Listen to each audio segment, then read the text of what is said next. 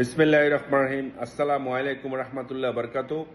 প্রিয় দাউদকান্দি এবং তিতাসবাসী, আশা করি আপনারা সবাই ভালো আছেন। আপনারা অবশ্যই জেনেছেন যে আমি সহ দাউদকান্দি উপজেলায় আনুমানিক 300 থেকে 400 জনের নামে বিএনপি জামাতের প্ররোচনায় এবং সরাসরি তত্ত্বাবধানে 2টি মিথ্যা মামলা রুজু করা হয়েছে, যার সাথে আমি এবং আমার নেতাকর্মী কোনোভাবেই সম্পৃক্ত নয়।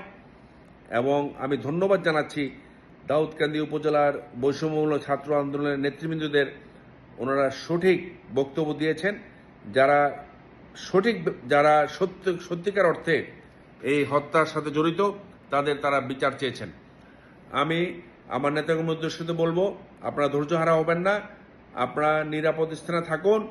ইনশাল্লাহ সত্যের জয় একদিন হবেই। জয় বাংলা, জয় বঙ্গবন্ধু।